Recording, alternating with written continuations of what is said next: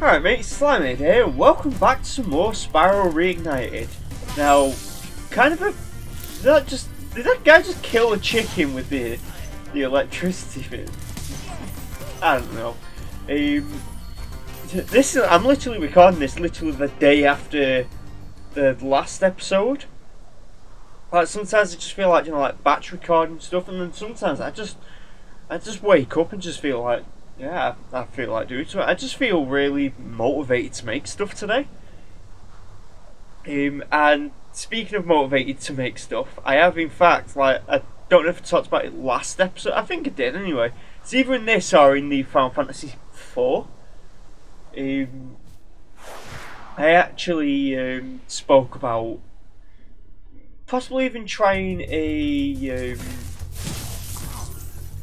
oh, that was it, hardcore Minecraft. I completely blanked for a second and I don't know why, but I actually genuinely considered, oh anyway, I actually made a splash, considered like trying a hardcore Minecraft, and I've actually even started work on it, and it's more or less an experiment to see if, like, it's both a bit of a knowledge check. Oh, you can headbutt them. I genuinely did not know you could headbutt them chests to make the gem pop out. So, speaking of knowledge checks, I guess that's a new bit of knowledge that I have now acquired. But yeah, this is really the part of the game now of Spyro where I become kind of unfamiliar. Because like I said, I've only really like beat Spyro 1 completely, but once, and that was with Reignited. That was kind of mean enemy placement. But yeah, what's it called? So I started that the hardcore Minecraft thing, and well, I don't know how well it's going to go. Like I said, I am not really that good at Minecraft. Even though I play a lot of Minecraft, I'm not actually that good at it. I'm not like EFO or anything. And I guess to some people it'd be kind of a surprise that I mention EFO, because like EFO is like really one of the OG Minecraft people. Like, I've actually been watching EFO stuff ever since like the Chocolate Island, like that series. Also, did that guy's like chicken wattle or whatever it's called, like clip into his neck?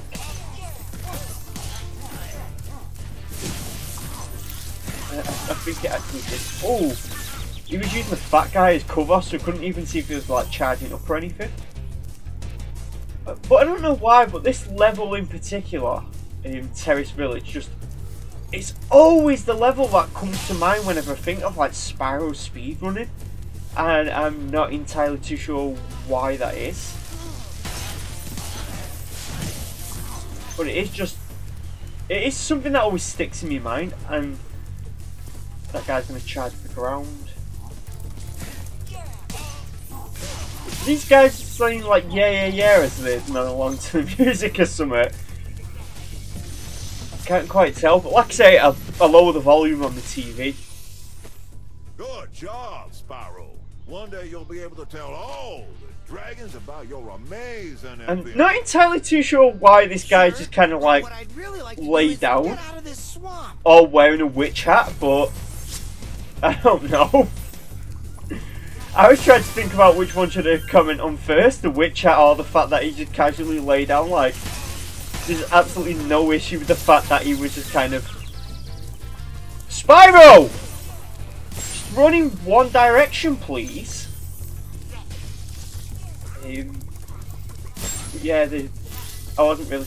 Did sparks just change colour, like, instantly? I'm gonna wait for him to charge the ground, and now we go. It's like waiting for the stoplight thing, yeah?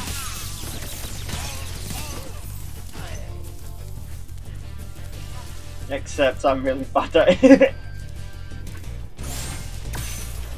But yeah, this is just, it's one of them levels that always just sticks in my mind in regards to like speedrunning and stuff, and I'm not too sure why this level in particular. We've got the Shrek swamp sign there. And this guy just came out the corner and just stabbed me. Kind of a maniac. This level does have like some really neat vibes to it.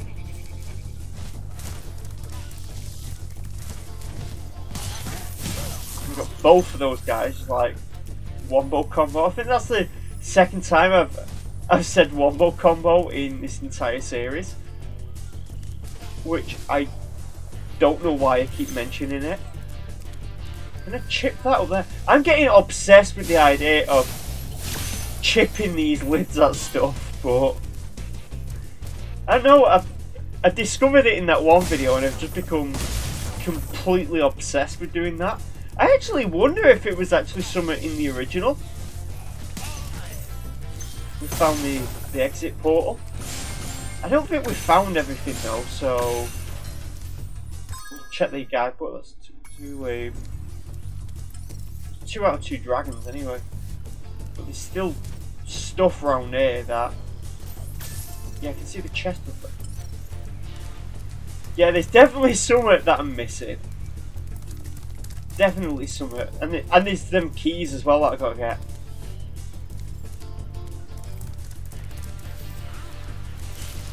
Evidently there's stuff over here as well, so I want to kind of just like throw myself across that, but I don't think that's the right play here.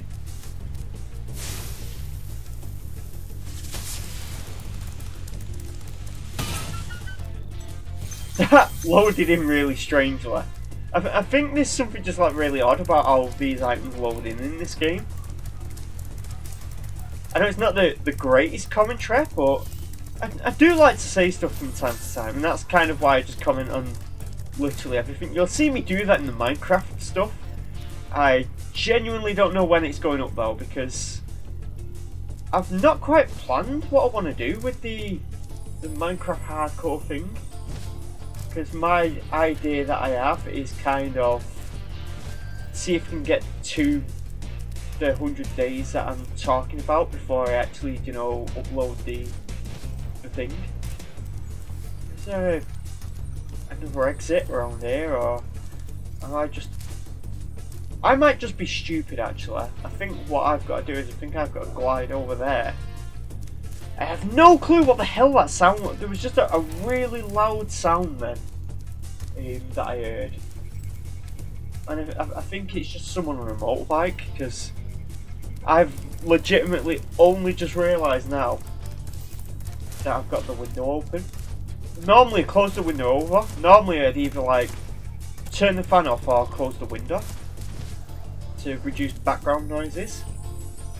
The motorbike though, I will say, did kind of sound like someone burping really loud. To be honest, motorbikes are like one of the noisiest vehicles, like unnecessarily noisy. Do I have to kind of make a leap of faith here? I think I do actually, and I think it's paid off, because clearly that has worked. And why did I do it? I am an idiot. I think I've just spent this entire series proving that I'm kind of stupid. That's that unlocked. I do kind of like how there's alternate ways of opening the chest, like either you need a key or you can ram into them, or, well, as this proves, you can shoot a rocket at it. I think that from like a gameplay point of view is just really fun, like, game design. There has to be something left. I can guarantee, given the way Sparks is going, it's probably something really far away that we somehow missed, like right at the start of the level. It is, isn't it? It's going to be something like tucked away in a corner that I've just missed. There it is! So now we got to run all the way back to the exit portal. I mean, I could just go in the guidebook and then just go through that way, but I don't know, I get a sense of completion by doing the level the way it was intended.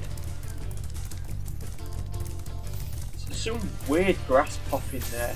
Actually, there's just something really stupid that I read, you know, online that's kind of like bugged me earlier. I was reading the Smash Wiki on like different spirits, and I went through and was looking at like the Pokemon spirits. Because I don't know if I've actually mentioned this, but the Tekken spirits in the Smash Wiki, I actually put all the information up there for like explaining, I think, almost everything. I think the only thing that I didn't do that I think someone else did put up was why Asuka gives the lightweight spirit, I think it is, or air attack spirit. And I think it's something due to like what Asuka means in Japanese. And as someone who doesn't speak Japanese, I couldn't have put that information in because I just don't know the language. It would actually be a kind of a cool language to learn, but I hear it's like really hard to learn. Do you have any chickens around that I can just like boil?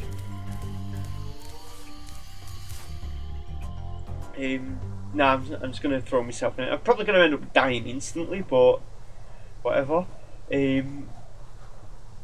But yeah, I was reading the Smash Wiki on the Pokemon spirits, and one thing like just really stood out, just like really confused me. They said that Palutena was chose to represent Alolan and Exeggutor because they both have green hair. And I like legitimately said on the Discord server, "Wow, green hair, just like the trees and grasses outside." Because, well, it's not green hair, it's blatantly Exeggutor's got leaves, and whoever said, I was not expecting a guy with a knife, like literally just right outside of this thing, yeah? This is a level that I 100% will end up dying on, because these guys will pay the attack bushes they'll just kill me instantly like that. These guys are known both in the original game and in Reignited to have like kind of insane hitbox range and just will destroy you instantly. There's also the attack frogs which will appear later on in this level that are just needlessly... This is a really large level actually. Look, you saw that then. That attacked me, like, it touched me, like, without even physically being near me. It was like legitimately boasting its telepathy on me. Well, not telepathy, telekinesis. I mean, I was bragging about it like a few... It is the attack frogs I was on about. These guys, especially in the original, could just slap you with the tongs from really far away. This is a really big open level, and to be honest, I kind of like how open this level is.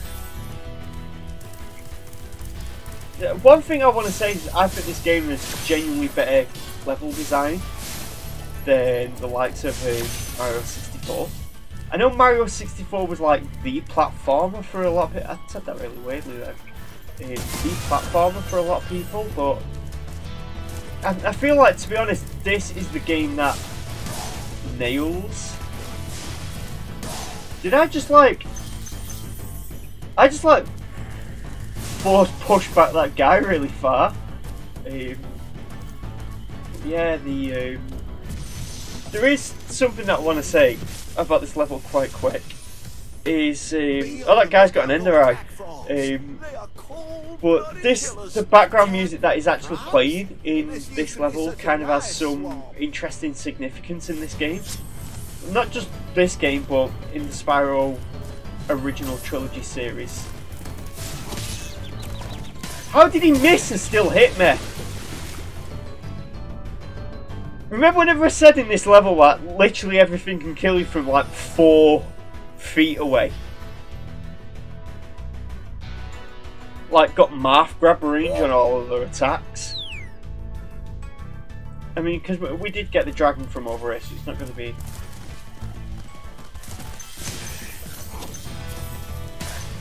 Are those guys like wearing like chap hats or something? I don't know what. Can I actually glide from there? I don't. Yeah, I have to go. I think I have to go this way, don't I? The long way. I mean, it's not really that. This bridge though is really fun. But I was saying about the music. And that guy's definitely drowning. The music in this level is used in the credits theme for the original Trilogy. And also, I'm just going to mention it now, but this punk fairy is like literally the only punk fairy in the game. And I think they actually, there might actually be two actually. And I think I think there's one in the flight level, but there's only ever two of them in the entire game. So just the kind of an oddity that they went out of the way to design a character that was used only twice. These guys like secret bushes. I'm surprised Sparks just isn't grabbing that from like where it is because of how close it is. I also want to say as well, now that I'm talking about music in this level. Also, actually, just a quick interruption, but this guy's face reminds me of them one tortoises that they based. Will you go away? The tortoises that they based thingy on, Terminator. But that does kind of segue into the thing I want to say, which is the music in this area specifically. It really reminds me of Crimson Mirelands. And it's almost funny in a way. Can I get that boar to... Yes, I can. Tackle all them guys. But yeah, Crimson Mirelands, just music-wise, feels really Spyro. And I might just, like, throw that in and see what you guys think about it. I've actually never played Legends Arceus. I know a lot of people say that it's like one of the best Pokemon games in that, but I don't know how I feel about it. I mean, obviously I am still angry about all the dex cuts and stuff like that, but I don't know how I feel about just the idea of how Legends Arceus like handles a lot of stuff. But with the what's it called, with Crimson Mirelands, I might just do you know what? I wasn't even paying attention. I don't know what this guy is angry about. That is kind of funny though with the thumbs up, because obviously that guy wouldn't have done that in the original. I think that's just kind of a fun detail to put in. But I think, you know, with Crimson Mirelands, which was the thing that I was talking about, I'll put that on in the background, and while I climb up here and awkwardly platform up because I don't have sparks to collect all these gems, you can listen to that and see what you think, and see if it really does sound like Spyro music, or whether I'm just insane.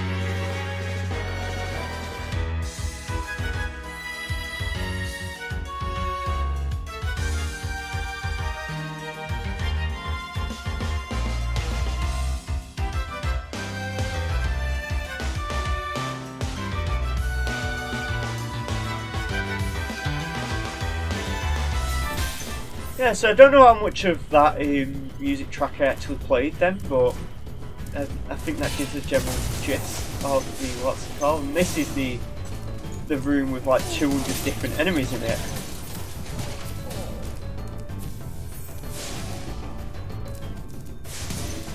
So, seeing as we don't have sparks, we have to kind of be somewhat strategic about this. Is going to be a difficult one.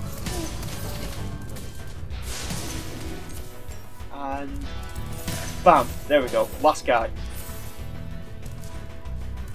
Speaking of last guys, I think this is the last dragon in this world or whatever.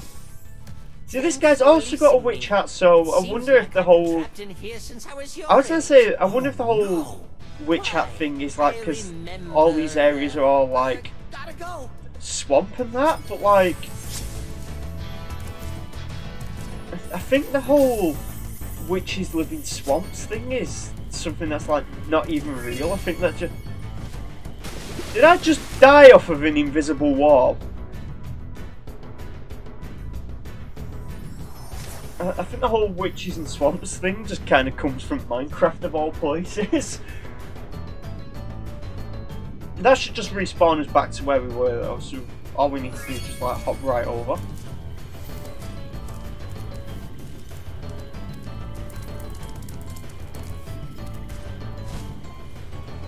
Hopefully we're not completely bodied by an invisible wall.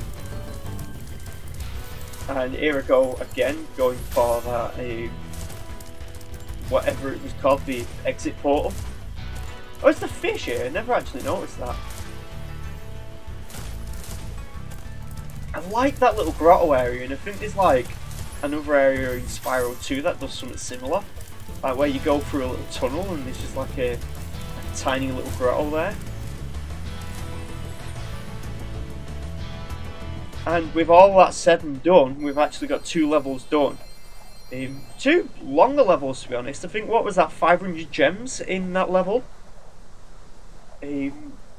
So that was quite fairly quickly done. I think there's maybe 1 or 2 levels left in this world. And then obviously there's the... Did that pig just die the moment I looked at it? Have I just inherited like a new power that is just to instantly disintegrate pigs by looking at him? Would be useful in Minecraft, to be honest.